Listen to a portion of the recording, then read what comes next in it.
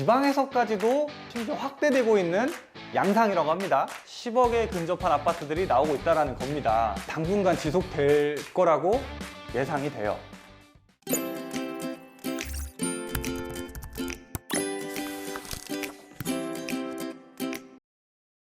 안녕하십니까. 드림부동산투자연구소 남태훈 본부장입니다. 자, 최근 부동산 시장에서 전세 대란이라는 얘기 많이 들어보셨을 거예요. 근데 이 전세 대란과 더불어서 또 하나 많이 들어보셨던 단어가 바로 똘똘한 한 채라는 단어도 역시 많이 들어보셨을 겁니다. 이 똘똘한 한 채가 사실 최근에 서울 및 이 수도권 부동산 시장에서 많이 이제 퍼지고 있는 어떤 현상이었는데, 이 똘똘한 한 채 현상이 이제는 지방에서까지도 나타나고 있고 심지어 확대되고 있는 양상이라고 합니다. 그래서 어떤 일들이 벌어지고 있는지 같이 한번 알아보도록 하겠습니다. 이 서울이 아니고 울산과 천안에서도 10억 아파트가 속속들이 나오고 있대요. 그래서 전국으로 번진 이 똘똘한 한 채 현상이라는 게 타이틀입니다. 이게 굉장히 10억 아파트라는 게 되게 상징적이긴 한데, 이게 심리적인 어떤 이 마지노선이에요. 사실 서울에서도요, 아파트 가격이 10억이 넘었을 때, 10억 바로 그 밑에 있을 때 10억을 넘기는 데까지 시간이 많이 걸렸어요. 왜? 이게 앞자리가 한 자리에서 두 자리로 변하면은요, 심리적으로 엄청 비싸 보이거든요. 왜 홈쇼핑 같은 데에서도 만원짜리 상품 9,990원 뭐 이렇게 파는 거가 10원 차이지만 좀 싸게 느껴지는 것처럼, 마찬가지로 부동산에서도 그런 심리적인 현상들이 있었는데, 이제 이 똘똘한 한 채 현상 때문에 울산이라든지 천안 같은 이런 지방에서도 10억에 근접한 아파트들이 나오고 있다는 겁니다. 자, 보면은 울산 남구에 있는 아파트는 올 들어서 5억 6천이 올랐대요. 자, 그리고 세종의 전용 84제곱 고가 아파트 기준인 9억을 역시 넘었다고 합니다. 이 서울의 주택시장을 감시하는 동안에 지방으로 유동성이 많이 뭉쳐져 가지고 이 매매가가 오르는 동시에 전세 대란도 번지고 있는 양상이라고 해요. 그래서 이 지방에서도 속속들이 월세 역전 현상도 역시 일어나고 있다고 합니다.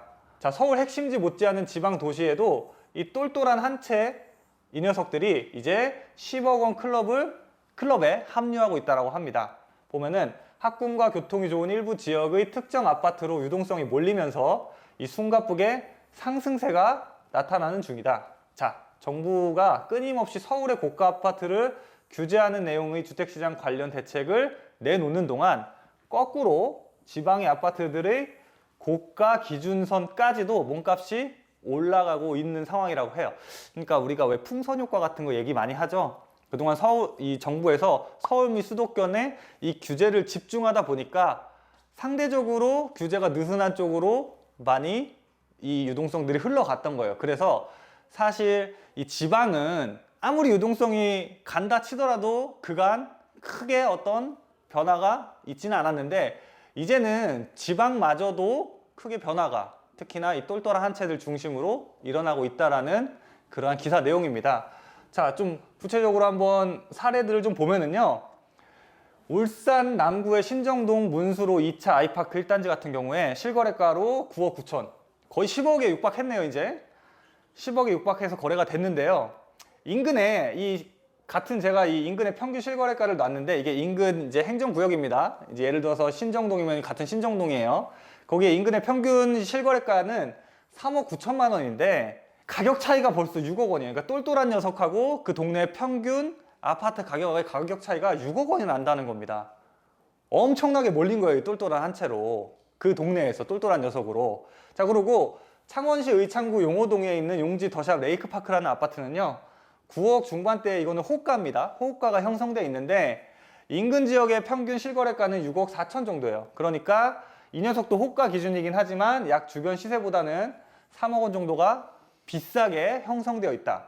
자, 보면은요, 울산하고 창원시 같은 경우에는 어떤 이 제조업 중심 도시들이잖아요. 그렇다 보니까 최근에 이 제조업 경기가 많이 안 좋아지면서 어찌 보면 이 부동산 시장도, 그 지역의 부동산 시장도 같이 영향을 받아서 좀 주춤한 상황이었거든요. 근데 이런 지역들마저도 이렇게 10억 원에 육박하는 가격으로 지금 가격대가 형성되고 있다는 거예요.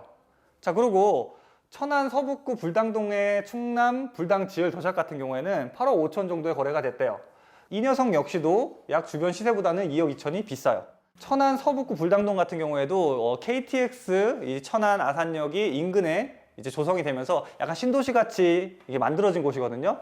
그런 곳이다 보니까 많은 수요들이 유입이 돼서 이렇게 똘똘한 한 채, 즉 대표되는 아파트 같은 녀석들이 가격이 주변 시세보다 2억 원 이상 비싸게 형성을 하고 있는 거예요. 자, 세종시는 뭐 워낙 이제 요번에 뭐 행정수도 이전 이런 얘기들 많이 나오면서 좀 핫한 지역 중에 한 곳이긴 하지만 세종시의 뭐 세뜸 5단지 같은 경우에는 9억 8천에 거래됐고 또 세종시 방곡동의 수룹의 3단지 같은 경우에는 10억 3천에 거래가 됐대요. 자, 이런 녀석들도 주변 시세에 비해서는 1억 5천에서 많게는 5억 4천까지도 차이가 난다라는 겁니다. 이렇게 이제는 지방이어도요, 입지라든지 뭐 교통 아니면 주변 뭐 환경 이런 게 좋은 그런 아파트 단지들로 이 수요들이 좀 더 많이 가면서 그 단지들이 그 흔히 말하는 그 똘똘한 한 채, 이런 식으로 다른 주변 지역의 아파트보다도 가격이 월등하게 높아지고 있는 현재 현상을 보이고 있다는 거예요. 자, 부산도 역시 마찬가지인데요. 참 재밌는 기사 또 봤습니다. 부산은요, 이 4개월 새에 6억 원이 뛴 해운대 아파트래요. 이것 역시도 똘똘한 한 채 현상으로 볼 수가 있는데, 보면은 해운대구 우동 소재 이 해운대 두산 이브더 제니스. 자, 이 아파트 같은 경우에 사실 부산에서도 좀 고급 아파트로 알려진 그 아파트죠. 해운대에 있는.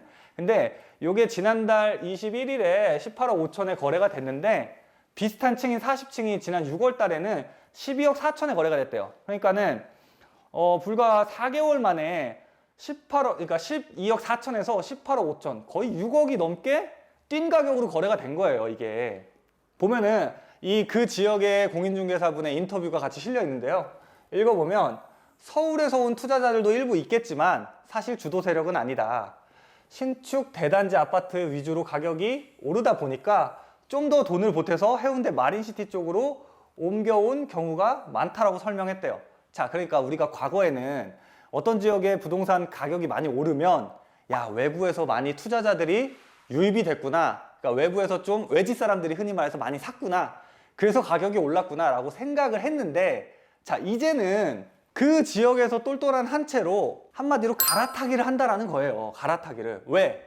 자, 보면은 어쨌든 서울은 뭐 당연한 거고, 서울뿐만 아니라 이제는 지방에서도요, 이 신축 대단지 아파트가 이제는 수요를 빨아들이는 어떤 트렌드예요. 그렇다 보니까 이 녀석들 위주로 가격이 많이 상승하고 있거든요. 그렇다 보니까 기존에 있던 아파트들과의 가격 차이가 점점 좁아지고 있는 거예요. 아니, 그러면 가격 차이가 얼마 나지 않는다면 물론 얘네들도 좋지만 전통의 어떤 입지적인 강점을 지닌 곳들로 갈아타기가 하기가 훨씬 수월하잖아요. 더구나 최근에는 저금리의 영향으로 대출이자도 얼마 나오지도 않으니까.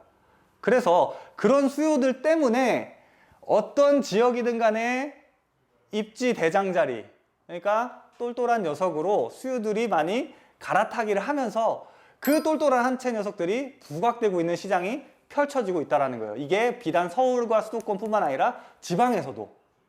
그래서 이러한 현상들이 도대체 왜 일어나고 있는 거냐, 도대체 이 지방에서도 똘똘한 한 채가. 보면은 보유세라든지 취득세, 중과세 되는 거 이들 다 아시죠? 중과되고 있습니다, 현재도. 근데 이게요, 서울 및 수도권 같은 규제 지역에서만 이 보유세와 취득세가 중과되는 게 아니고요, 이거는 전국 공통으로 적용되는 겁니다. 자, 그렇다 보니까 이제는 이 다주택자로 가는 게 부담될 수밖에 없어요. 보유세, 특히나 종부세 같은 경우에도 실제로 계산해보면 해가 지나면 지날수록 굉장히 부담되는 가격으로 다가올 수 있습니다. 아무리 내가 이 아파트가 좋은 아파트여서 좀 장기간 보유하면은 가치가 많이 뛸 수 있다 치더라도 이 보유세는 매년 당장 내가 내야 되잖아요. 현금으로 내야 되니까, 당장 부담이 되니까 다주택으로 자꾸 안 가려고 하고 하나만 갖고 있으면서 가격이 많이 오를 수 있는 녀석들로 가려고 하는 게 현재 시장의 트렌드라는 거예요. 그래서 이렇게 움직이고 있다는 겁니다. 자, 그리고 이 저금리 상황이 계속 지속되다 보니까 이런 저렴한 금융비용 때문에 아까 그 해운대의 사례, 부산 해운대의 사례에서도 볼 수 있듯이 이러한 현상들을 좀 뒷받침해 주고 있는 요소라고 보시면 돼요. 뭐 이자 대출 받아서 이자 내도요, 과거에 비해서는 진짜 너무 저렴하잖아요. 거의 제로 금리 수준이니까. 물론 대출이자는 제로는 아니겠죠. 어쨌든 과거에 비해서는 대출이자가 굉장히 저렴해진 게 사실이잖아요. 그래서 금융비용이 많이 안 들어가니까 갈아타기 수요가 활발한 것도 하나의 원인이라고 볼 수가 있어요. 자, 그리고 이것도 굉장히 중요한 포인트인데요. 과거에는요, 서울이면 서울, 지방이면 지방, 그 지역에 있는 아파트들끼리 가격을 비교하고 경쟁을 했어요. 근데 이제는 이 서울과 수도권 지역의 아파트들이 워낙 오르다 보니까 지방에 있는 아파트들이요, 이 서울 아파트들 보면은 우리 지역의 아파트는 신축이고 입지 좋고 이런 데 있는 아파트임에도 불구하고 너무 싸 보이는 거예요. 그러니까 비교 대상 자체를 그 지역에서 비교하는 게 아니라 이제는 서울과 비교를 하는 거란 말이죠. 왜? 서울이 워낙 껑충 뛰어 올라가다 보니까 상대적으로 지방에 계셨던 분들은 너무 싸 보이는 거예요, 우리 지역에 있는 아파트들이. 그래서 수요들이 유입이 되는 거예요. 갈아타기 수요들이 특히나 활발하겠죠. 그래서 앞으로 이런 시장들이 언제까지 갈 거냐, 결론적으로 말씀드리면 당분간 지속될 거라고 예상이 돼요. 자, 왜 그러냐면 이 저금리라는 상황이 사실 키포인트인데, 이 저금리가요 당분간 지속될 수밖에 없어요. 왜? 지금 우리나라 금리 같은 경우에는요, 미국의 영향을 많이 받을 수밖에 없습니다.